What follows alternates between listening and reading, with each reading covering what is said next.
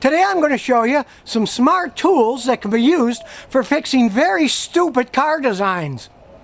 Now the first stupid design is this GM radiator.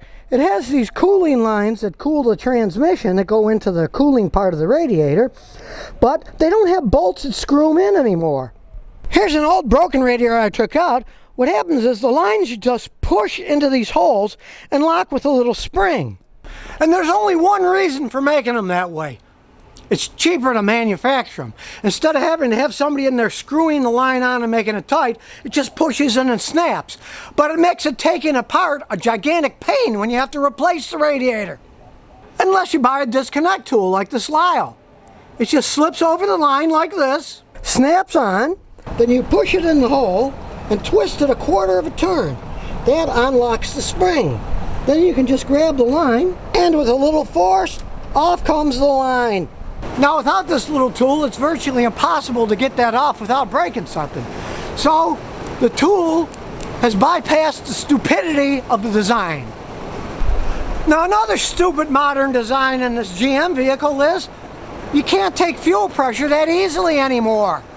Now taking fuel pressure used to be as easy as taking air pressure. You'd have a gauge with a Schrader valve, put it on and read the pressure.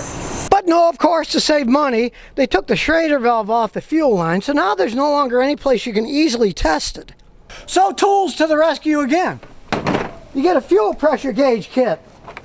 And it has a million different adapters, so you use the adapter that fits on your car to take the fuel pressure.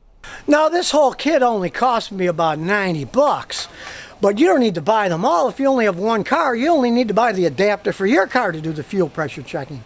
So if you're working on your own car, you really may only need one adapter and one gauge to take the fuel pressure on it. But in the case of this GM, you need two specialty tools, because the line, you need another one of these specialty tools for the line to get the line off of the engine.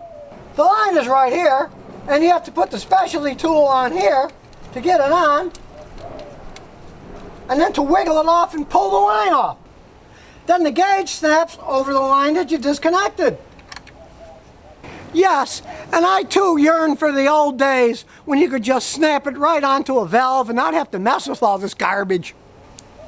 But if you don't want to swear at modern designs when you're fixing them, heck, use these smart tools and get even with the swine that designed these things.